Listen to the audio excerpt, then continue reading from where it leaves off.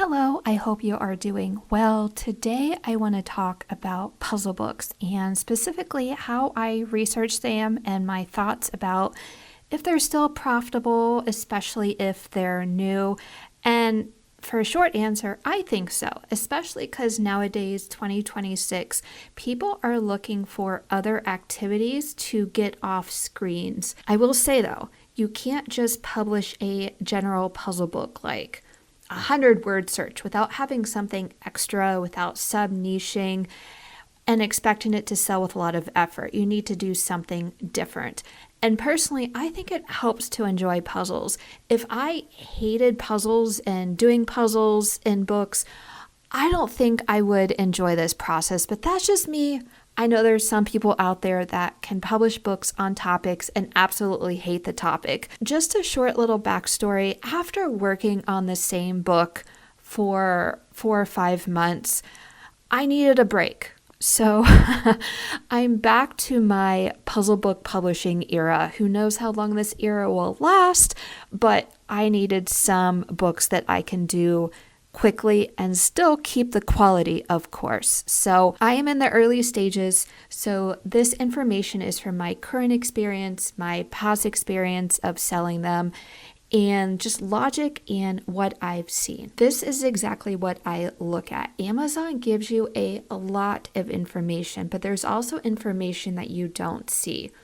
So what can you see and what can you do? Well, you have rankings, you have reviews, and you have how long a book has been up. Why is that last one important? Because it might have a good ranking, but there's also a lot of reviews. It's been up for a while. So if you have a solid book like that, it's pretty competitive to match that. You can also see patterns in covers to see what people like, patterns in titles and subtitles. Don't copy by any means, but you can just see what people like and what people are drawn to. And personally, I love going down rabbit holes. I think last week I spent 4 or 5 hours doing this, and I swear time flew. I felt like it was 5 minutes. I didn't even eat. I just was like focused on the computer. But I also just looking at patterns and analyzing it, like, okay, this book's selling well, why? And like grouping them together, and that's just me. But first off, you definitely want to start in incognito mode. That's important. And in the past, I haven't always stressed this as much, but definitely start in an incognito mode. Don't be hard on yourself if you forget. Just try your best to do a private browser or incognito mode. From there, just start with a puzzle type. For example, word search. See what's on the drop down and go from there. Maybe you see word search for adults.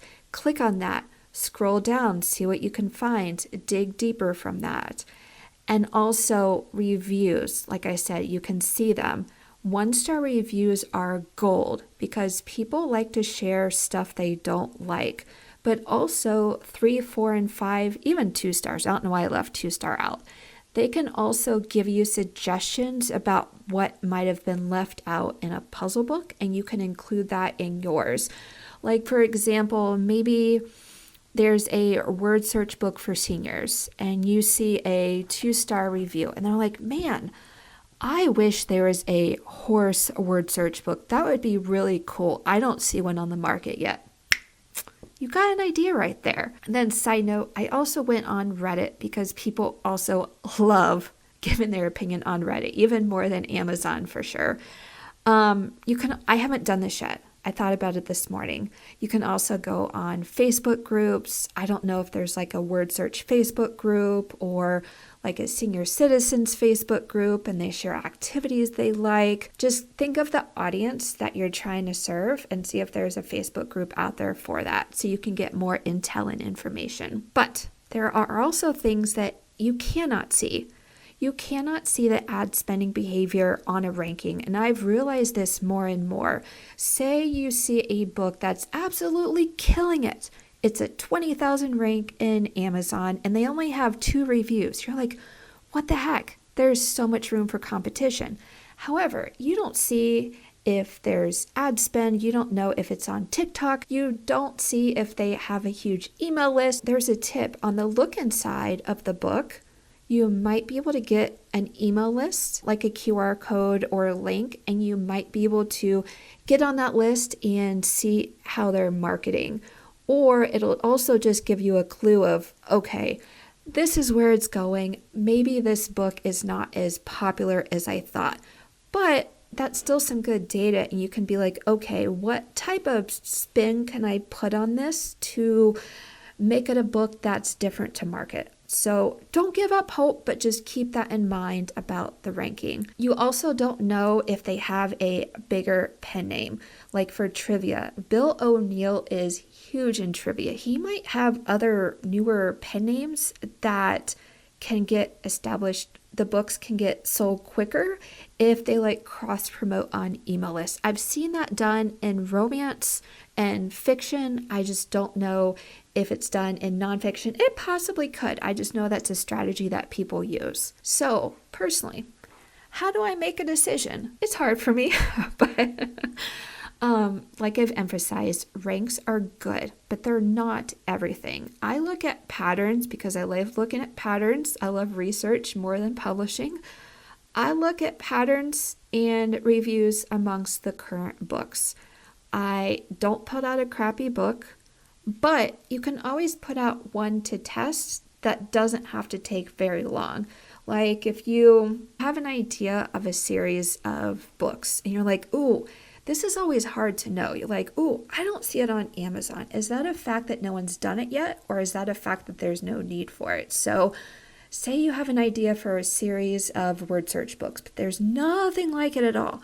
Just put out one, do your best, market, research, all that good stuff, see how it does, and decide on the others from there. Because it could be a gold mine, it could be a not so gold mine. People love puzzle books. They are consumables. They are not going away.